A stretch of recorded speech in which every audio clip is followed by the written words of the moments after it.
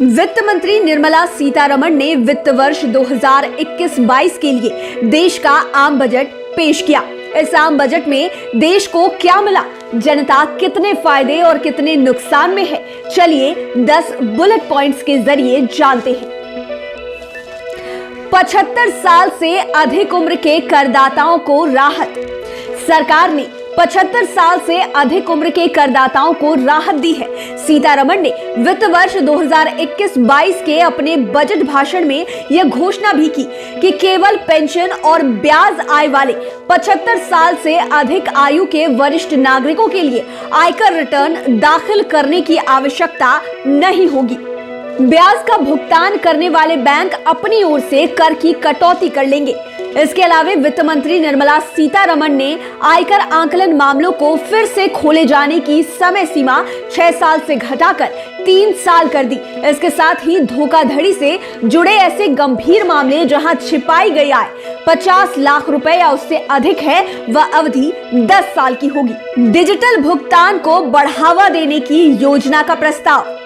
केंद्र सरकार ने देश में डिजिटल भुगतान को बढ़ावा देने के लिए 1500 करोड़ रुपए की योजना का प्रस्ताव रखा। वित्त मंत्री निर्मला सीतारमण ने कहा कि पिछले कुछ समय में डिजिटल भुगतान में कई गुना वृद्धि हुई है। उन्होंने 2021-22 का बजट पेश करते हुए कहा कि डिजिटल लेन देन को और बढ़ावा देने के लिए मैं 1500 करोड़ रुपए की योजना का प्रस्ताव रखती हूँ, जिससे डिजिटल भुगतान को बढ़ावा देने के लिए वित्तीय प्रोत्साहन दिया जाएगा। सोना चांदी होगा सस्ता, मोबाइल हुआ महंगा। सरकार के इस बजट से मोबाइल खरीदने की चाह रखने वालों को झटका लगा है। वित्त मंत्री निर्मला सीतारमण ने मोबाइल उपकरण पर कस्टम ड्यूटी को बढ़ाने का ऐलान किया है। उन्होंने कहा कि मोबाइल उपकरण पर अब कस्टम ड्यूटी 2.5% तक लगेगा। वहीं कॉपर और स्टील में कस्टम ड्यूटी को घटाया गया है। इतना ही नहीं, सोना चांदी से भी कस्टम ड्यूटी को घटाया गया है। इसका मतलब है कि अब सोना चांदी सस्ता होगा और मोबाइल महंगा। पहली बार देश में होगी डिजिटल जनगणना। वित्त मंत्री निर्मला सीतारमण ने कहा कि सरकार ने आगामी जनगणना के लिए 3,726 करोड़ रुपए आवंटित किए हैं और पहली बार देश में डिजिटल जनगणना होगा। वित्त मंत्री ने 2021-22 के लिए आम बजट प्रस्तुत करते हुए कहा कि सरकार एक राष्ट्रीय भाषा अनुवाद पहल पर भी काम कर रही है। सीतारमण ने 5 साल में 4,000 करोड़ रुपए से अधिक के परिव्यय के साथ गहरे महासागर में मिशन के परिचालन की घोषणा की है। उन्होंने कहा कि सरकार ने संविदा विवादों के त्वरित निस्तारण के लिए सुलह की प्रणाली स्थापित की है। डीजल पेट्रोल पर सेस बढ़ा, टैक्स स्लैब में कोई बदलाव नहीं।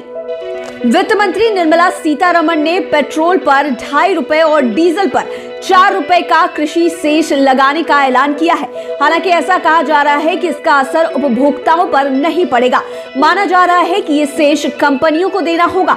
इसके अलावा इनकम टैक्स भरने वालों को इस बजट से कोई राहत नहीं मिली है।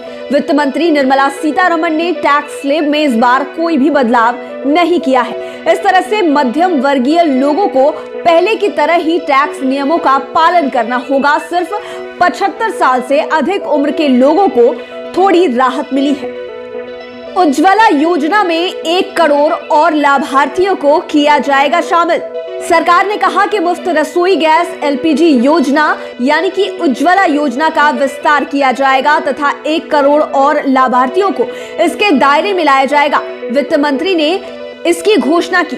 वित्त मंत्री ने आम बजट पेश करते हुए कहा कि कोविड-19 महामारी के दौरान ईंधन की आपूर्ति लगातार जारी रखी गई। उन्होंने कहा कि घरों में पाइप के जरिए गैस पहुंचाने और वाहनों को CNG मुहैया कराने की सिटी गैस वितरण नेटवर्क का विस्तार कर 100 और जिलों को इसके दायरे में लाया जाएगा। उन्होंने गैस आधारित अर्थव्यवस्था को बढ़ावा देने के लिए सामान्य वहन क्षमता के नियमन की खातिर परिवहन प्रणाली ऑपरेटर की भी घोषणा की है। कोरोना वैक्सीन के लिए 35,000 करोड़ का ऐलान। 2021-22 के लिए आम बजट पेश करते हुए वित्त मंत्री ने कहा कि मैंने 2021-22 के लिए कोविड-19 टीके के वास्ते 35,000 करोड़ रुपए का प्रावधान रखा है। मैं जरूरत पड़ने पर और धन देने की प्रतिबद्धता जताती हूं। उन्होंने कहा कि भारत पहले ही कोविड-19 के 2 टीकों के इस्तेमाल की मंजूरी दे चुका है और देश में जल्द ही 2 और टीकों को टीकाकरण अभियान में शामिल किया जा सकता है। 7 बंदरगाह परियोजना के लिए 2000 करोड़ रुपए की घोषणा की।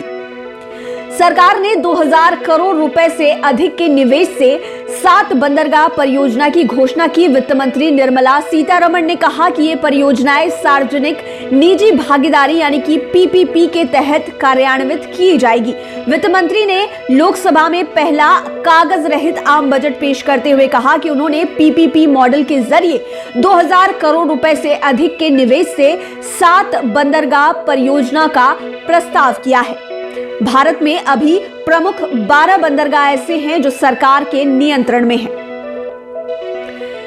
सरकार का बीमा क्षेत्र में एफडीआई की सीमा इतने प्रतिशत करने का प्रस्ताव। सरकार ने बीमा क्षेत्र में प्रत्यक्ष विदेशी निवेश यानी कि एफडीआई की सीमा को बढ़ाकर 74% करने का प्रस्ताव किया है। इस कदम का उद्देश्य विदेशी कंपनियों का निवेश के लिए आकर्षित करना है। वित्त मंत्री निर्मला सीतारमण ने कहा कि सभी वित्तीय उत्पादों के लिए निवेश चार्टर पेश किया जाएगा। यह सभी वित्तीय निवेशकों का अधिकार होगा। जानिए रेलवे को क्या मिला। निर्मला सीतारमण ने रेल विभाग के लिए रिकॉर्ड 1,10,055 करोड़ रुपए का प्रस्ताव किया है। इसमें 1,07,100 करोड़ रुपए बुनियादी ढांचे पर व्यय होंगे। उन्होंने कहा कि दिसंबर 2023 तक देश में सभी ब्रॉडगेज रेल लाइनों का विद्युतीकरण हो जाएगा। वित्त मंत्री निर्मला सीतारमण ने सोमवार को कहा कि कोविड-19 महामारी का मुकाबला करने के लिए सरकार के 27.1 लाख करोड़ रुपए के आत्मनिर्भर भारत पैकेज से संचारात्मक सुधारों को बढ़ावा मिला है। तो ये थे वो 10 जरूरी पॉइंट्स जो साल 2021-22 के आम बजट में निर्मला सीतारमण द्वारा बताए गए हैं। लाइव सिटीज के साथ आप बने रहें, हमारे चैनल को सब्सक्राइब करें। लेटेस्ट अपडेट्स के लिए फेसबुक पेज को जरूर लाइक करें। धन्यवाद।